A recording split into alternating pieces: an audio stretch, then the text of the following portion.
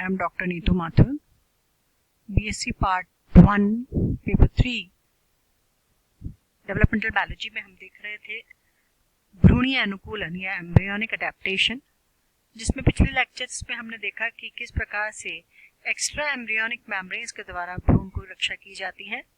ये एक विशेष अनुकूलन होता है जो कि चिक के अंदर हमने पढ़ा ना। उसी तरह से एम्ब्रियोनिक अडेप्टेशन के अगले अगर हम आगे बढ़ते हैं हायर एनिमल्स में, तो अगली जो मुख्य संरचना होती है वो अपरा या प्लेसेंटा।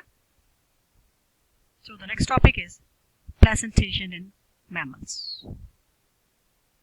जितने भी विविपेरस एनिमल्स होते हैं उनके अंदर यूटरस में, माता के यूटरस में एम्ब्रियो का डेवलपमेंट होता है, क्योंकि जो अंडे होते हैं वो सूक्ष्म पीतकी होते हैं, अल्प पीतकी होते हैं और योग की मात्रा सफिशिएंट नहीं होती है डेवलपिंग एम्ब्रियो की रिक्वायरमेंट्स को पूरी करने के लिए।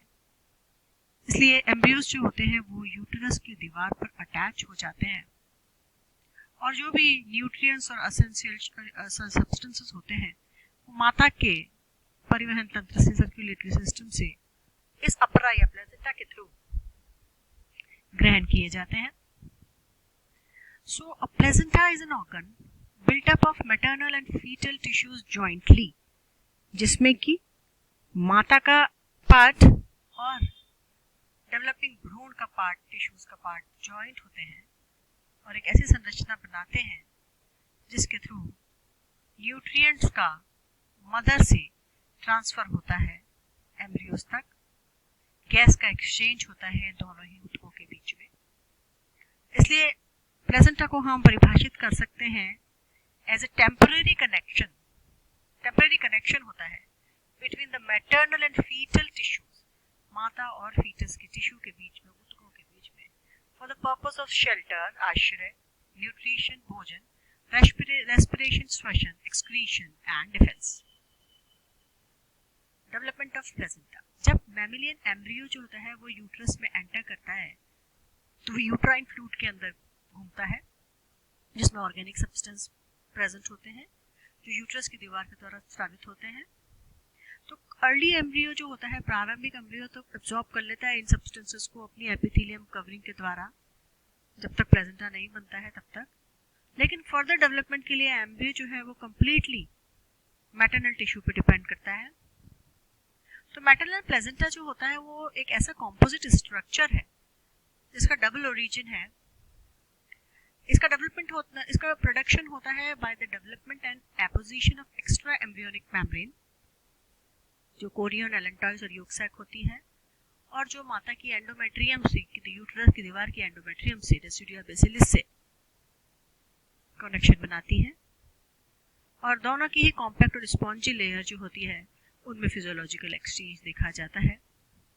कोरियोनिक मेम्ब्रेन और एंडोमेट्रियम, कोरियोनिक मेम्ब्रेन भ्रूण की और एंडोमेट्रियम मादा की यूटेरस की दीवार की के बीच में एक बड़ा ब्लड साइनस बनता है, इंट्राविलस स्पेस बनती है और जिनमें बहुत सारे कोरियोनिक विलाय या प्रवर्ध निकले रहते हैं। कोरियोनिक वेस्कुलराइजेशन के लिए मैमिलियन के प्लेसेंटा में दो मुख्य सोर्स होते हैं। वेटिलाइन सर्कुलेशन जो कि एलेंटॉइड्स के द्वारा प्रोवाइड होता है। इसी की बेसिस पर दो मेन मैमिलियन टाइप के मैमिलियन प्लेसेंटा होते हैं, कोरियो वाइटलाइन प्लेसेंटा और कोरियो एलेंटॉइक प्लेसेंटा।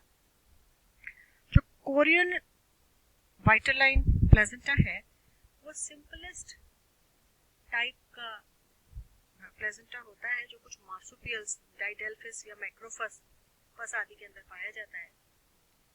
वो छोटा होता है और यूटेराइन एंडोमेट्रियम और एक्स्ट्रा एम्ब्रियोनिक मेम्ब्रेन के फ्यूजन से बनता है। ये एक्स्ट्रा एम्ब्रियोनिक मेम्ब्रेन जो है वो कोरियन होती है, इन दोनों के फ्यूजन से बनता है ये, और ये वेस्कुलराइज्ड रहता है, इसमें संवहन होता है, विटिलाइन सर्कुलेशन होता है। एलेंटॉइड्स छोटी होती है और कभी भी कोरियन के साथ कांटेक्ट नहीं बनाती है, लेकिन योग सैक बड़ा होता है और वो कोरियन के साथ संपर्क बनाता है। कोरियन जो है वो ब्लड सप्लाई रिसीव करता है वेटिलाइन ब्लड वेसल से, योग सैक की, और यूटेराइन वॉल जो होती है वो विस्कस फ्लूइड सिक्रीट करती है, जिसे यूटेराइन मिल्क कहते हैं। तो कोरियन जो है वो स्मूथ मेम्ब्रेन से बढ़कर कभी नहीं होती है। यूट्राइन वॉल जो viscous fluid uterine milk secrete करता है वो एब्सॉर्ब हो जाता है योग सैक के प्रवर्तों के द्वारा and through vitelline circulation is carried to the embryo तक पहुंचता है। दूसरे प्रकार का प्लेसेंटा है कोरियो एलेंटोइक प्लेसेंटा। ये मिलता है कुछ मार्सुपियल्स में जैसे डेस्यूरियस और पिरामिल्स में और ऑल द यूथेरियन मैमल्स में। ये यूट्राइन एंडोमेट्रियम और एक्स्ट्रा एम्ब्रियोनिक मेम्ब्रेन एलेंटॉइड से मिलकर बना होता है। योग सैक बहुत छोटा होता है लेकिन एलेंटॉइड जो होता है वो पूरा डेवलप होता है। प्लेसेंटा को कोरियन फिंगर लाइक वेस्कुलाइट प्रोसेस निकालता है जिन्हें हम विलाई बोलते हैं, प्रवर्त बोलते हैं, और विलाई जो है वो पेनिट्रेट करते हैं मैटरनल टिश्यू में ताकि नरिशमेंट को एब्सॉर्ब कर सकें।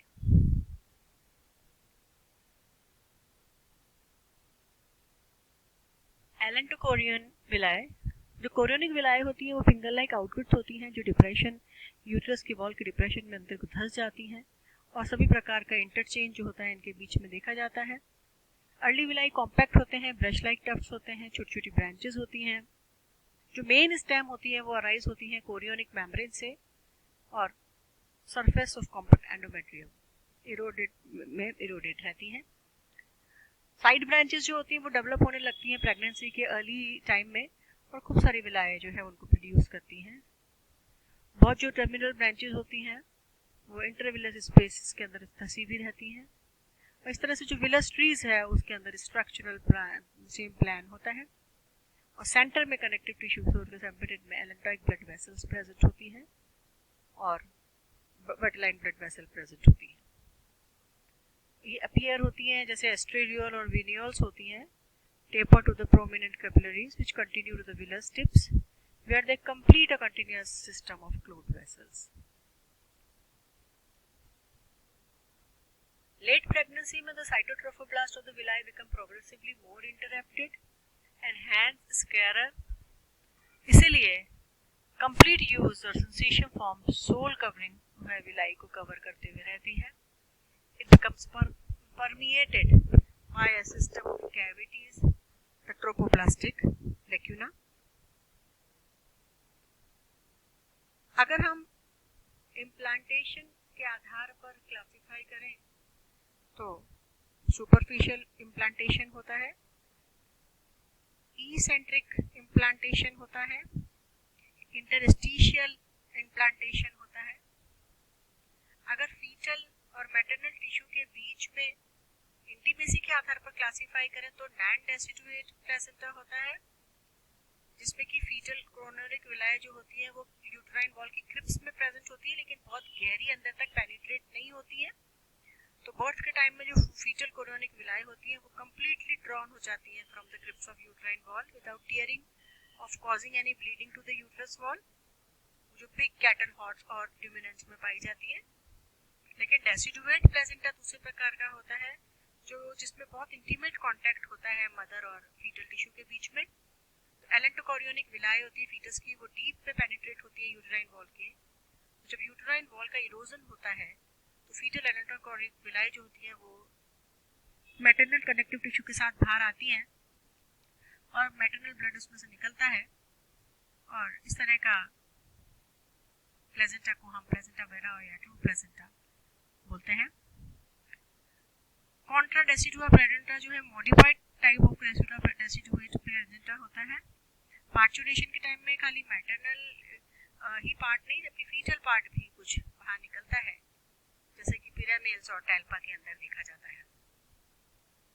कई बार क्लासिफिकेशन ऑफ प्लेसेंटा हम करते हैं on the basis of distribution of villi on the blastocyst, जिसमें the pattern of distribution of villi होता है वो वेरी करता है और डिफ्यूज प्रकार का भी हो सकता है, कॉटिलिनरी प्लेसेंटा भी हो सकता है, zonary placenta, discoidal placenta, bidiscoidal placenta, metadiscoidal placenta, कई प्रकार के प्लेसेंटा जो है उसमें देखे जा सकते हैं। अगर हिस्टोलॉजी के आधार पर हम प्लेसेंटा का क्लासिफिकेशन करें तो एपिथेलियोकोरियल प्लेसेंटा होता है या सिंडेस्मोकोरियल प्लेसेंटा, एंडोथेलियोकोरियल प्लेसेंटा, हीमोकोलोरियल प्लेसेंटा या हीमोएंडोथेलियल प्लेसेंटा हम उनको बोलते हैं। ये जो प्लेसेंटा है, इन प्लेसेंटा के इस तरह से ये जो भ्रूण है इसके प्लेसेंटा है, प्लेसेंटा के द्वारा ये मात्र कोशिकाओं से या पोषण से जुड़ा हुआ है। इसके बहुत सारे कार्य हैं, न्यूट्रिशन प्रोवाइड करना, रेस्पिरेशन प्रोवाइड करना, एक्सक्रीशन के लिए इम्पोर्टेंट है, पैथोजेंस के ट्रांसपोर्ट के लिए इम्पोर्टेंट है, इम्यूनिटी बनाए रखने के लिए इम्पोर्टेंट है। जो माता के ब्लड के अंदर एंटीबॉडीज डेवलप हुई हैं जैसे कि मीजल, स्मॉल पॉक्स, डिप्थीरिया आदि की, वो प्लेसेंटा से होती हुई फीटस तक पहुंचती हैं और उनको पैसिव इम्यूनिटी प्रदान करती हैं। प्लेसेंटा कई पदार्थों के स्टोरेज का भी काम करता है, जैसे fat, glycogen and iron. Placenta एक एंडोक्राइन ग्लैंड जैसे भी कार्य करता है और प्रोजेस्टेरोन, एस्ट्रोजन और प्लेसेंटल गोनेडोट्रोपिन हार्मोन स्रावित करता है। ट्रांसपोर्ट ऑफ ड्रग जो है, मदर के द्वारा जो ड्रग लिए जाते हैं प्रेगनेंसी के दौरान, प्लेसेंटा के बैरियर को क्रॉस करके फीटस तक पहुंचते हैं। कुछ डेवलपमेंटल डिफॉर्मिटीज भी पैदा कर सकते हैं।